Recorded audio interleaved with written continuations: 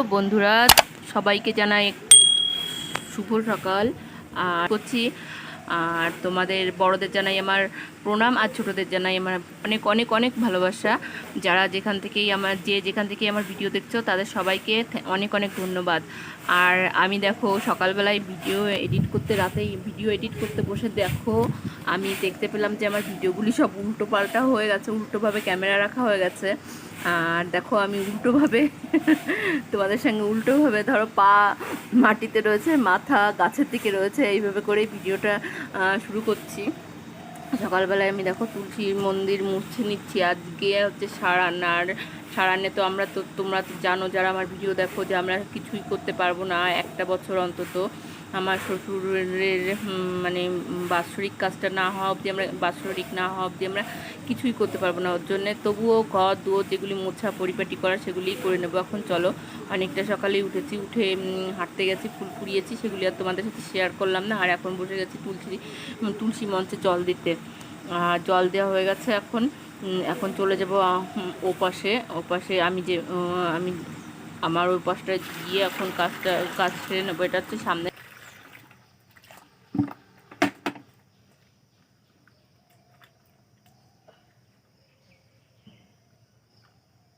বেলায়। আর এখন দেখো সকালবেলায় আমি বসে গেছি উঠোনে ছড়া দিয়ে নেব, যেহেতু সারানের দিন। মাস পয়লা মাসের শেষ বলে না, কথায় বলে না যে মাস পয়লা মাসের শেষ, কেউ জানে না কারো দেশে সেরকম। এখন দেখো আমি এখন উঠোনটা লেপে নেবো, আর তোমাদের দাদা বালতি নিয়ে দাঁড়িয়ে আছে।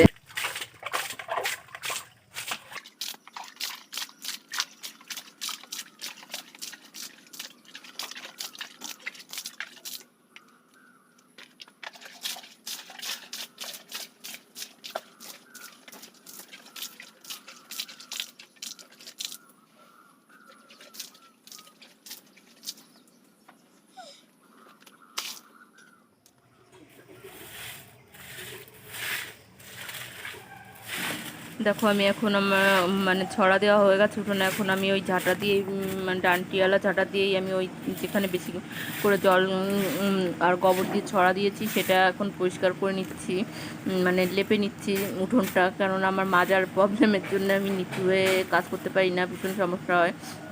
তারপর সেই প্যারালাইজড রুগীর মতন আমার পা এপাশে ধরে ওপাশে ধরে উঠাতে হয়, এরকম অবস্থা হয়। মানে এতটাই ব্যথা হয়। আর উঠোন পরিষ্কার করা হয়ে গেলে তারপরে আমার ঘরের কাজগুলি এখনও পড়ে আছে, ঘরের কাজগুলি সেরে নেবো। তারপরে তোমাদের সঙ্গে আসলে কি বন্ধুরা, সকালবেলায় যখন কাজে ভেজি ক্যামেরাটা সেট করে দিয়ে করতে শুরু করি, তারপরে তখন তোমাদের সঙ্গে কথা বলার যে একটা মানে ক্যামেরা ধরে কথা বলবো আর কাজ করবো, সেটা সম্ভব হয় না। ওর জন্যে পরে আমি বেশিরভাগই ভয়েসটা দিই, কারণ সকালবেলায় প্রচুর চাপ থাকে কাজে, তারপর টিউশনি পড়ানো। এর জন্যে কাজ সেরে আবার ছেলে স্কুলে যাবে, টিউশনি পড়িয়ে উঠে আবার রান্না, বোঝোই তো একটা সংসারের এই কাজ ও কাজ করে তারপরে টিউশনি পড়ানো।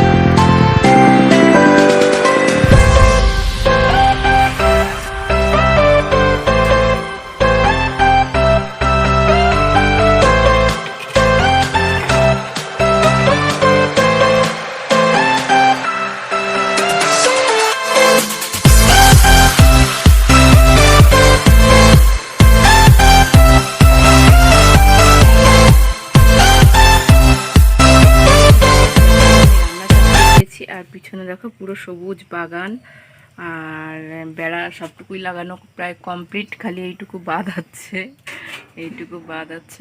এইটুকু লাগানো, আর ওইটুকু বাদ আছে, ওইটুকু লাগালে হয়ে যায়। আর আমি দেখো এখানে রান্না চাপিয়ে দিয়েছি, ভাত, আর এখানে আমি সবজি কেটে নিচ্ছি, উঠছে। দেখো এখানে চাল ভিজিয়ে রেখেছি, আর আমার কলটা কালকে তোমাদের দাদা সেট করে দিয়েছে। দেখো কি সুন্দর হয়েছে না, দেখো এখানে দেখো বেসিংয়ের মধ্যে কলটা সেট করে দিয়েছে।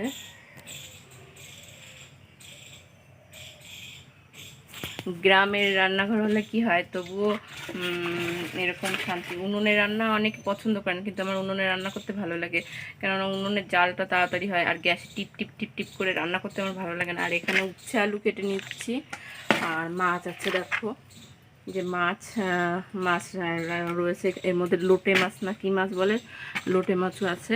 লোটে মাছ দিয়ে মশলা দিয়ে চচ্চড়ি করব, ঝাল করব, আর হচ্ছে কি যেন বলে, আর ওই মাছটা দিয়ে উচ্ছে দিয়ে তরকারি করব। তোমরা দেখতে থাকো। কোথায় যে সেট করি মোবাইল সেটাই বলবো।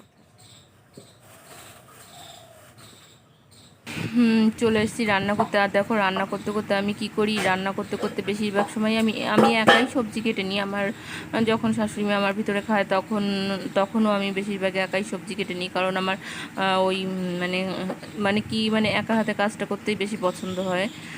কার কী হয় জানি না, একা হাতে কাজটা করতে, কারণ আমি একটা সবজি কাটি আর একটা সবজি চাপিয়ে দিই, এরকম করে করে একটা সবজি উনুনে থাকে আর একটা সবজি ততক্ষণে কেটে নিই। এইভাবে ওর জন্য অসুবিধা হয় না। আর বাঁশের জাল তো, বাঁশ ঠেলে দিলে পরে উনুনের ভিতর সেটা জাল হতে লাগলো, আর আমার এদিকে কাটাও গুছানো হয়ে গেল। শাক পাতা থাকলে একটু অসুবিধা হয়, যাই হোক তবুও ম্যানেজ হয়ে যায়। আর চলো এখন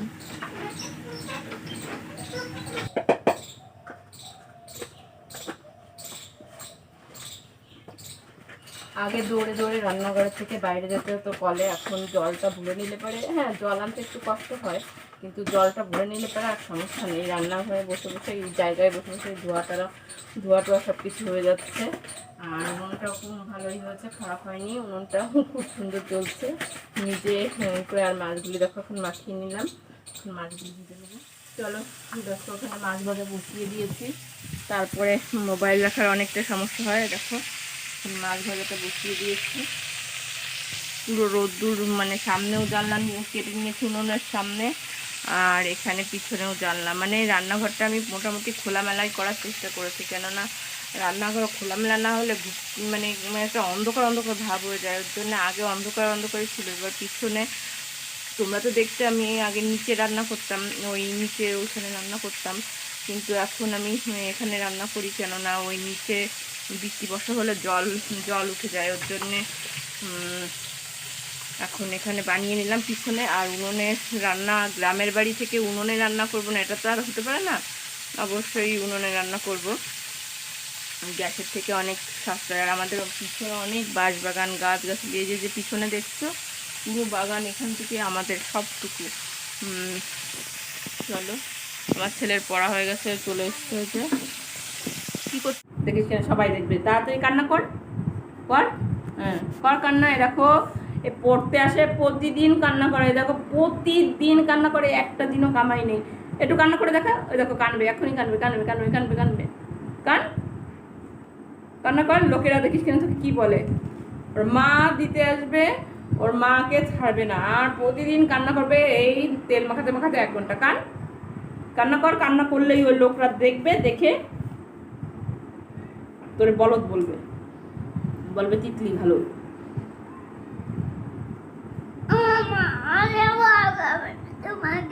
আমাকে বকাবে, আমাকে বকাবে না, বলবে যে ওরে ধরে পিটান দাও, প্রতিদিন পড়বে না, মা রাগে যায়, মা রেগে যায়, প্রতিদিন তুই পড়িস না, তোর খালি নাটক। এই থামো,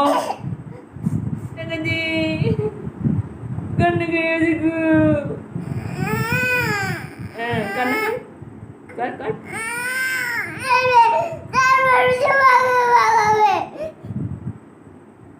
ওই লোকরা কি বলছে জানিস, বলছে ওরকম অসভ্য মেয়েকে পাগলা কারোতে দিয়ে দাও। ঠিক আছে, লেখ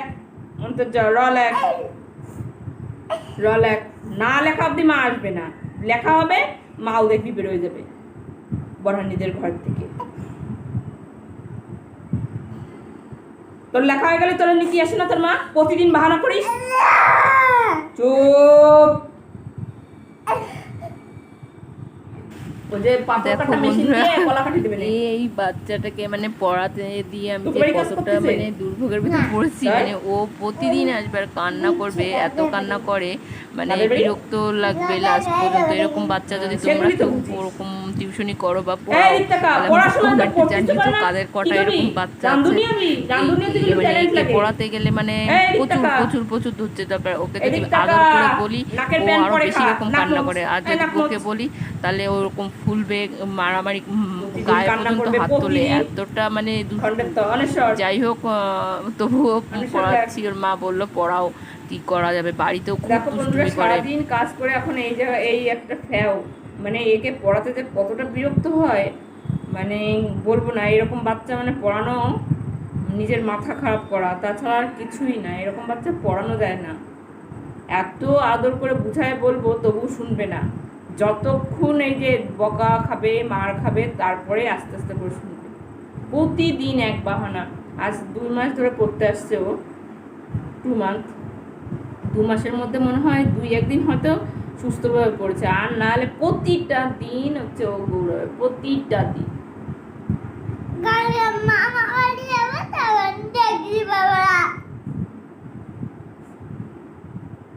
তোকে মামা বাড়ি নেবে না তিতলি। তিতলি বলেছে তুই গেলি পারে ও ওর সাথে যাব না। ও অসভ্য হয়ে গেছে, গালাগালি দেয়, বকাবকি দেয়। আমার বাবা দিদি বলে দেবো তারপর তোর বাবাকে আমি বলবো এবার যে মেয়েকে কিন্তু একটু বকা দাও, মেয়েকে বকা দাও, নালে কিন্তু ও পড়াশোনা করে না। বাবাকে এবার আমি বলবো যে এবার এসে বকা দিবা। দাঁড়া, এবার বাবার সাথে দেখা হোক আমার। কবে আসবে তোর বাবা? কালকে কালকে আসবে তো, আমি যাব দেখা করতে। গিয়ে বলবো মেয়ে কিন্তু পড়াশোনা করছে না, খালি কানবে, বকা দেবা, আদর করবা না। পড়াশোনা না করলে, পড়াশোনা না করলে আদর করবা না, কোনো আদর নেই। দেখি বের কর ইয়ে হাত। এ লেখো, এ লেখো, তুমি তো এ পারো, লেখো। Good girl. হ্যাঁ, বি সি